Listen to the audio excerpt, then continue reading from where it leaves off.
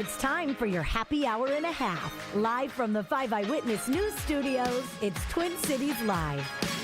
Welcome into Twin Cities Live. It is a wonderful Wednesday. It's the alliteration. It's the alliteration. How are you doing? I'm doing very well. I'm getting all settled, getting all my things together.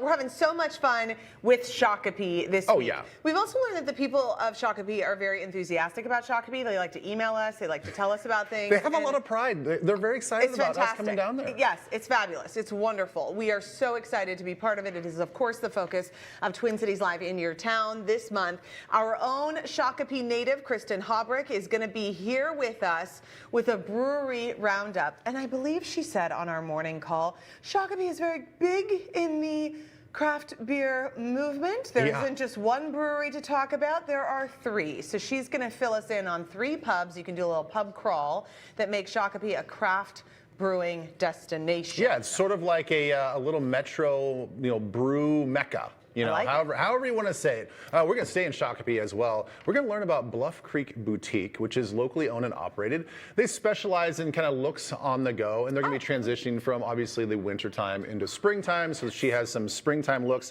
I just met the ladies that are going to be modeling for us. They're so cute. Very cute. Why this? Well, because I said, hey, it's the models, as they're like kind of rehearsing. They're like, oh, no. We're not models. They're humble models. I go, for today you're a model. Oh, for sure. Why not? So it's going to be a lot of fun because they just look like a bunch of friends that are out here for a happy hour, and they just happen to stop by our show. I love it. Can't wait to meet them all. And our friend Susan Ritz is in the kitchen today. She's going to teach us how to make an appetizer that requires 0 baking. Should be delicious. Nothing. To cook anything? I don't know. I love what she makes. So it sounds like we're just going to be like cutting stuff up and we put it in something and mix it up and we're good to go. She's an entertainer extraordinaire. She really comes up with beautiful ways to present food to make your party more fun. I know. I can't wait to see what she has. So let's kick off this Shakopee fun with a little bit of a history lesson because this is really fun, you guys. This is Elizabeth Reese. I don't know if you guys knew this. This is true. Hello. There was also a very famous Elizabeth Reese spelled the exact same in Shakopee. I know. Over 100 years ago. I learned about this a few years ago, and I have really felt like I love Shakopee ever since. So this is, what you're looking at is a photo of the other Elizabeth Reese, the OG, I would say. She was the first female mayor in the entire state of Minnesota, and she was the mayor of Shakopee. She was born in 1874 in Shakopee, and her father was the founder of the nationally known Rock Springs Bottling Works. She spent her entire life in Shakopee, so her family, prominent business owners, working for the community. She became very involved in the city and civic work after graduating from school. But, okay, how did she get elected mayor, you ask, Ben Lieber? Well, that's what I was going to ask. It's like, okay, so she was civically minded. Now, did she had political aspirations? Okay, not really. This is the fun part about it. Okay, so she was elected to become the city of Shakopee's mayor in 1925, all right? Okay, so let me just do the quick math. Yeah. I believe that would be 51 years old. Yeah. She was 51 when she became mayor. And she wasn't even running. Her name wasn't even on the ballot. So here's what happened. Her friends and local business owners ran a sticker campaign in the day before the election to get Elizabeth elected. See, that sounds like just like a goof. She was the first, like a prank. I know. She was the first female mayor in the state of Minnesota, but she was also one of the first female mayors in the entire country. It was not very often that women were mayors and were city leaders in that different time. She defeated the incumbent, John Ring, by less than 30 votes. Poor John Ring. I can imagine that it was like, oh, by the way, you're elected. Like, she wasn't running. She wasn't giving campaign speeches. She wasn't like, hey, Shakopee, stick it to John Ring. If I'm elected, it's ice cream every day. She was like living her life. So she was reelected in 1927, apparently 2-year terms. Yeah, 2-year terms, I guess. But then she resigned in 1928. She went on and did all sorts of other things. She was very accomplished. She died of heart failure at the age of 74 in her Shakopee home on May 6th, 1949. But I thought this was interesting too. What's that? Kristen knew of this bridge right away when I was talking to her about it, and Kristen is from Shakopee. Okay, so this is the Holmes Street Bridge. She persuaded, not Kristen, the original Elizabeth Reese, The original Elizabeth Reese persuaded the state highway department to build the Holmes Street Bridge, which is connecting Chaska and Shakopee. This was like a big deal to connect these communities. It's now a pedestrian bridge.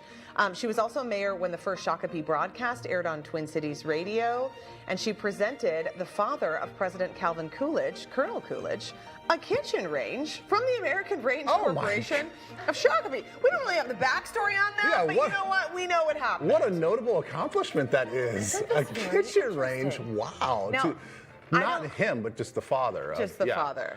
So you know who's really disappointed in this whole story? Who? Can you imagine being John Ring, and you're like, I got this thing in the bag. You know, all these other schmoes and schlubs, like, I'm going to beat them, whoever's on the ballot.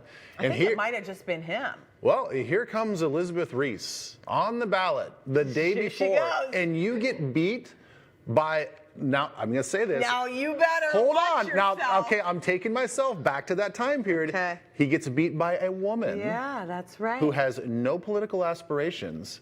Boy, John, you were pretty terrible at your job. She was popular in the town. And they said, we got to get her in office. But he was he was the incumbent. He was so bad at being mayor. Well, I don't know.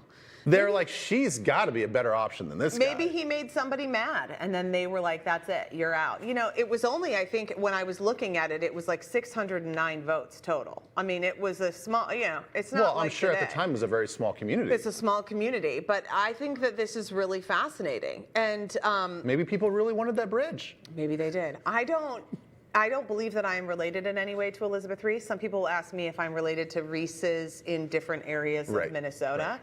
And according to the genealogy research that is done by some of my aunts, I don't believe so. But I would love to. I feel very proud that I have her name. Very proud. And I think that, you know, that's just really nice. Hopefully she's smiling down and thinking, you know what?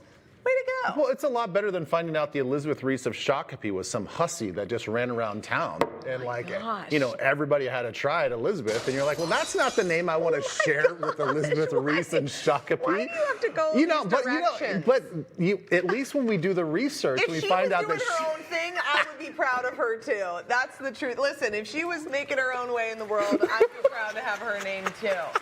Okay? Even in that capacity? Yeah, you got to do what you got to do. You don't know anybody's circumstances.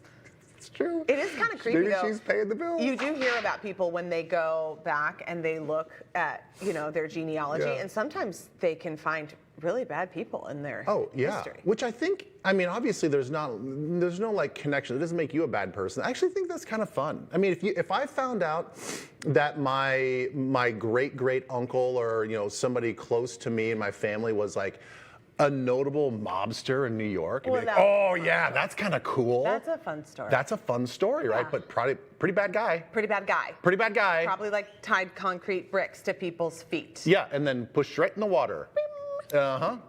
So if I found something not like that, I'd be like, yeah, I'm kind of bragging about that. But my brother has been going down the genealogy thing. He's doing one of those like ancestry things, and he is like unearthing all this stuff. Now my family's really big into it. My uncles have done some stuff as well. Yeah. But he's really digging into my mom's side, on the South Korean side. Okay. It's a little difficult because, you know, the translation of names and like, you know, all this other stuff. But find out some pretty cool stuff. Yeah, it's fascinating. I think sometimes when you are connected to people who came before you, it can just make a little bit of sense of, oh, maybe that's why I have that, or that's why, you know, that drive is within me. Well, and so much, obviously, our country was founded by immigrants that came over, mostly from Europe, and it's just kind of fun what is the connection? Like, oh, I was connected to this person in Italy or France or Belgium or something like that. Well, and most of them probably weren't doing very well in the homeland, because you don't leave the homeland if it's like great, you know, you leave because it's like you're thinking, I'm going to risk everything to try to accomplish If you're the mayor something. of your town in France, you're not jumping on a boat going to, you know, hopefully bigger and better things in a new world. No. I know. So there's a little bit of gumption that comes along. Anyway, cheers to Elizabeth Reese, first female mayor in the state of Minnesota, mayor of Shakopee. There you go. Yeah, and now every time you walk across that bridge that connects Shakopee and Chaska, you can think of her. You can think of her. How I think about that's a great idea. This is really fun. So yesterday we did not know. We never know. Oh boy. There it is. It was National We Sloppy never Joe Day. know what's going to resonate with our viewers. And yesterday was National Sloppy Joe Day. And I talked about how I'm not really a fan. You don't like them. I don't really like them. You're kind of a fan. I became a fan once I felt like I started to have good sloppy joes. Turns out you all are nuts. You're bananas. Everybody, yes. You have so many opinions about sloppy joes, and sloppy joes are apparently the most nostalgic food because the amount of emails and messages that we got. So many. From all of you. With thank you for reaching out. Yeah, I loved it. But with these sweet stories of, oh my gosh, I remember when I would come home and my mom would be making this and it was just so sweet. I know. We did have some fun with this, and it is a little controversial, but I think in a really fun way. Obviously, nobody's getting their feelings hurt with this thing. No. So we actually found some other names for this said sandwich, because this is global. This isn't just a United States thing. It's a loose meat sandwich. It is a loose meat sandwich. So in Australia, sloppy joes are a savory mince roll and served in a pita pocket. Oh, okay. I don't even think that constitutes as a sloppy joe. I think that's smarter because the pita is going to hold it. Okay. Yes, it is smarter, but I think part of the sloppy joe is the sloppiness of it. Well, I know, but that's what's annoying about it. There's a restaurant in Las Vegas that serves catfish sloppy joes. Oh, hard disgusting. pass. No, thank you. In central Minnesota, some people call sloppy joes sloppy janes, just to be different. It's like duck, duck, gray duck. That's what we do here. In eastern Colorado, they're called juice burgers. Oh, come on. Bad name. Yep. In southern Illinois and St. Louis, they call them yip yips. I kind of like that. I know, I kind of like that too. Yip, It yip. reminds me of That's the like a Muppets. golf term, though, when you got the yips. Oh, Jay thought he got the yips once. Oh, bad news around the Ryder's household. The drama that ensued. I can't even. I can imagine this sad puppy walk that he has walking to the door when he's like, I think I got the yips. One day he said to me, I'll just say it here. Don't text him, okay? But one day he said to me, people like me because I'm good at golf. His whole identity is wrapped up in the game of And golf. I was like, okay. Anyway, back to Sloppy Joe's. Don't text him or I can't share stories like that with him. Yeah. You know what else is worse than juice burgers? In the upper Midwest and North Dakota, they call them slush burgers. Oh, yeah. No thanks. Yeah. Okay, so we've been flooded with emails. Daryl critiqued the way we ate the Sloppy Joes yesterday. Yeah. Daryl is tough. The best way to eat them so you spill less is upside down. The top of the bun is thicker than the bottom of the bun. Homemade is way better. Okay, Daryl, that's actually really smart. I'm going to take Daryl's advice next time. See, that still keeps it a sloppy joe. That's not an Australian pita. No. How about the chicken gumbo soup recipe? Chicken gumbo soup is, I had never heard of this, and it is widely beloved by our TCLers. See, maybe I'm confused on what it is. Like, a chicken gumbo, I think, is like, it's a Cajun thing. Like I was saying, I just had it the other day, and I don't think it's at all what people are talking about. Yeah, so this is what Mark said. 3 crucial things were no dilutions of the concentrated soup, ketchup or mustard, straight up white hammy buns, and simmer it until it gets tight. It doesn't shoot out of the bun very much when you bite. Mark, I love the description. I know. But a lot of people say that whoever their beloved cook would make a sloppy joe and they'd add a can of chicken gumbo soup to it. Okay, so this is what Kathy says. So sloppy jims were made with cooked ground beef and a can of cream of chicken. Get after it. No, thank you. So as she's gotten older, she's used cream of mushroom, which makes a lot more sense. And yes, it would change up the flavor into something I think a little more tasty. But listen, I'm kind of feeling like Minnesota State Fair 2025. Hear me out. We invite some of our most Sloppy Joe passionate viewers, and we do a Sloppy Joe cook-off at the fair in our building. Who's here for it? I don't know. I could think of a lot of other things to eat when it's 95 degrees and humid outside, but I don't know. It'll be a fun bit. We'll get out blue ribbon. It'll be fun. Yeah. All right. Speaking of the weather may be unpredictable, but we are ready to jump in our spring clothes. So after the break, we have a fashion show from a Shakopee boutique.